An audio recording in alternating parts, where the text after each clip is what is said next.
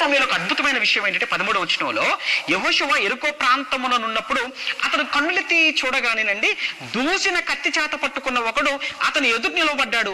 యెహోషువ అతని యొద్దకు వెళ్ళి దూసిన కత్తి పట్టుకున్న ఒకతని చూడగానే యెహోషువ అతని దగ్గరికి వెళ్ళిపోయి ఇతను ఒక్కడు మన పక్షాన్ని ఉంటే చాలు, మనం అందరిని జయించవచ్చు అని నమ్మకం కలిగిపోయి వెంటనే అతను చూసి అడుగుతాడు, ఏమని, నీవు మా పక్షమున ఉన్నవాడవా లేదా మా విరోధ పక్షమున ఉన్నవాడవా అని అడగగానే అప్పుడు ఆయన అంటాడు, యెహోవా సేనాధిపతిగా నేను వచ్చి ఉన్నాను, యెహోవా సేనాధిపతిగా నేను వచ్చి ఉన్నాను అనేటప్పటికీ అబ్బాయి యెహోషువకు ఎక్కడ లేని ధైర్యం వచ్చేసిందండి. ఇక ఏంటి, దేవుడు సైన్యాధిపతిగా? అవును, మరి దేవుడు అంటే ఏమనుకుంటున్నావు? ఆయన పేరు సైన్యములకు అధిపతియగు యెహోవా, సైన్యములకు అధిపతియగు యెహోవా ఆయన పేరు. ఆయన పంపాడు. ఎందుకంటే ఈ రోజు నుంచి యుద్ధాలు స్టార్ట్ అవుతున్నాయి, ఈ రోజు నుంచి అసలైన యుద్ధాలు ప్రారంభం అవుతున్నాయి కనుక యెహోషువ నువ్వు భయపడకు, ఇశ్రాయేలులారా అసలు భయపడకండి. ఏమండి, ఒక విషయం మీరు గుర్తుంచుకోండి, అసలు ఇశ్రాయేలు నథింగ్ అండి, వాళ్ళకి అసలు ఏం తెలియదండి యుద్ధాలు. ఎందుకంటే అక్కడ బానిసలు కదండి, అక్కడ వాళ్ళు ఇశ్రాయేలు బానిసలుగా బ్రతికిన వాళ్ళు కదా. ఐగుప్తు దేశంలో 100 సంవత్సరాలు మట్టి పని, వెట్టి పని, ఇటుకల పని, మట్టి పిసికే పని చేసిన వాళ్ళు కదా అక్కడ వాళ్ళంతా కూడా. అయినా వాళ్ళంతా పోయారు కదా, వీళ్ళంతా అరణ్యాల మధ్యలో పుట్టిన వాళ్ళు కదా వీళ్ళంతా, వీళ్ళకేం తెలుసు? మరి ఎలాంటి యుద్ధాలు, ఎలాంటి వీళ్ళవి కాదండి యుద్ధాలు, దేవుడు చేశాడు, దేవుడు చేశాడు యుద్ధాలు. దేవుడు వాళ్ళ పక్షాన ఉండి జరిగించిన యుద్ధాలు. సంఖ్యను బట్టి, సత్తాను బట్టి, నీ దగ్గర ఉన్న యుద్ధ సామాగ్రిని బట్టి కాదయ్యా గెలిచావు ఇశ్రాయేలీయులారా, మీ వెనక దేవుడు ఉండి చేసిన యుద్ధాలు ఇవన్నీ కూడా. ఎందుకంటే వాళ్ళు ఒకనొక సమయంలో ఇశ్రాయేల్ దేశము చుట్టూ ఉన్నటువంటి జనాలు, రాజ్యాలు వాళ్ళు భయపడిన ఇశ్రాయేల్ కాదు. ఫర్ యువర్ ఇన్ఫర్మేషన్ మళ్ళా చెప్తున్నాను, ఒక విషయం గుర్తుంచుకోండి, ఇశ్రాయేలుకి ఎవరు భయపడలేదు.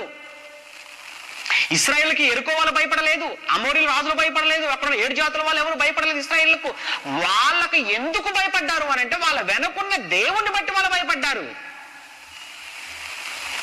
ఒకనొక సమయంలో మనం ఫిలిస్తీన్లో మనం న్యాయాధిపతుల గురించి మాట్లాడుకున్న సమయంలో, ఏలి న్యాయాధిపతిగా ఉన్న సమయంలో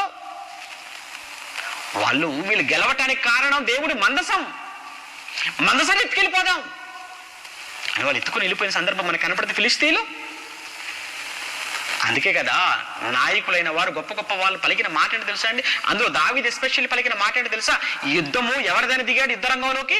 యెహోవాది యుద్ధము, యెహోవాది యుద్ధము, యెహోవాది.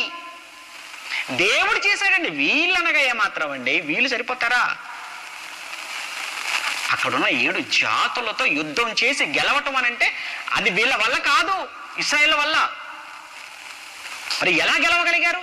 దేవుడు వారితో ఉండి చేశాడు.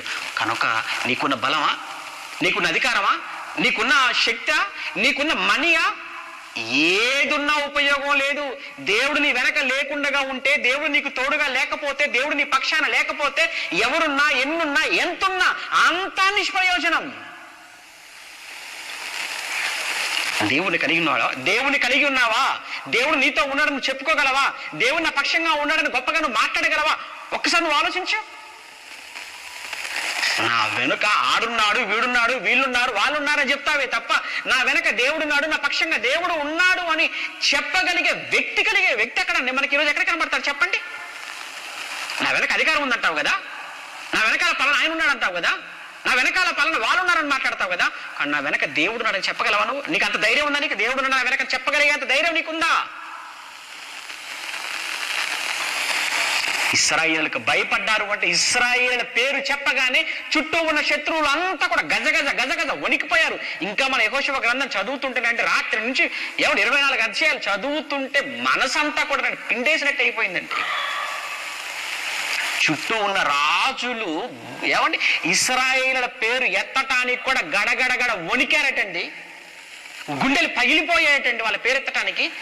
ఎవరు వీళ్ళు? అసలు బానిసలుగా పొట్ట చేత పట్టుకొని వస్తున్నట్టు జనరల్గా చెప్పాలి అని అంటే వీళ్ళకు వాళ్ళు భయపడటం ఏంటి? అసలు వీళ్ళని బట్టి కాదు, వీళ్ళ వెనుకున్న ఈరోజు క్రైస్తవులముగా మనం మైనారిటీయే కావచ్చు, క్రైస్తవులంగా మైనారిటీలో మనం ఉండొచ్చు, క్రైస్తవులను తక్కువ కులం అని చెప్పొచ్చు. నేను తక్కువ కులం అన్నా, మైనారిటీ అన్నా, నేను ఇంక ఏమన్నా అనుకో నువ్వు, కానీ నీ వెనక నా వెనకున్న దేవుడు చాలా శక్తిమంతుడు, సర్వశక్తిమంతుడు. ఆయన సృష్టికర్త. ఆయన కను సైగతో సృష్టిని శాసించగలిగిన వాడు ఆయన, కను సైగతోని సృష్టిని మండించగలిగిన వాడు ఆయన, కను సైగతో ఈ ప్రపంచాన్ని శ్మశానముగా మార్చగలిగిన వాడు ఆయన. అలాంటి ఆయన నీ వెనక నా వెనక మనందరి వెనక ఉన్నాడు అంటే ఆ ధైర్యం ఏంటి? నిజమండి. బైబిల్ చదవటం కాదు, బైబిల్ అన్వయించుకోవటం ముఖ్యం. బైబిల్ చదవటం కాదు, బైబిల్ అప్లికేషన్. ఎంతసేపు మనం చెప్పుకోవటం చదువుకోవటం జరుగుతుంది తప్ప బైబిల్ అన్వయించుకోవటం అనేది లేదు. ఏమండి, ఆరోచనకి వెళ్దామా? ఆరోచనకి వెళ్ళేట